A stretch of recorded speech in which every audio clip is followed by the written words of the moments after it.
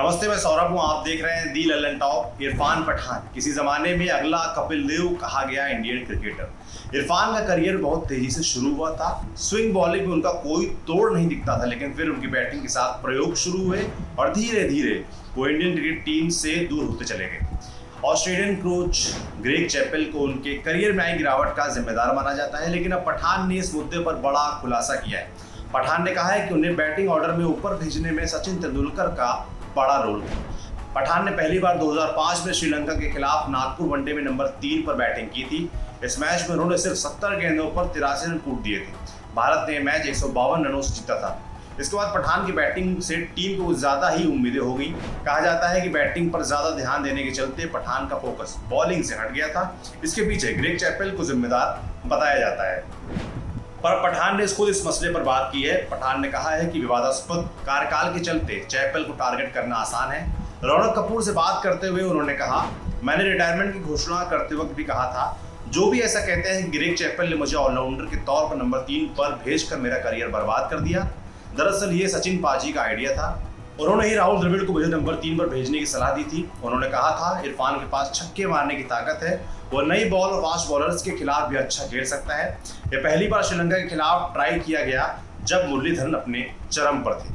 Idea उन्हें भी target करने का था। दिलहारा फर्नांडो उस वक्त नई तरह की स्लोअर बॉल ट्राई कर रहे थे। बल्लेबाज उसे समझ नहीं पाते थे, इसलिए ऐसा सोचा गया था कि अगर मैं इसका तोड़ निकाल पाया तो ये हमारे लिए फायदेमंद होगा। खास तौर से इसलिए भी क्योंकि ये सीरीज का पहला मैच था। यह सच नहीं है कि ग्रेग चैपेल ने मेरा करियर बर्बाद किया। वो भारत से नहीं थे, इसलिए उन्हें टारगेट करना आसान है। पठान ने अपने करियर के शुरुआती 59 मैचों में रिकॉर्ड 100 विकेट लिए थे। हालांकि बैटिंग ऑर्डर में ऊपर आने के बाद वो अगले 61 मैचों में 73 विकेट ही ले पाए। क्रिकेट की ऐसी तमाम खबरों को देखने के लिए बने रहिए दी लल्लन टॉप के साथ। आपके लिए खबर लिखी थी हमारे साथी सूरज ने। शुक्रिया।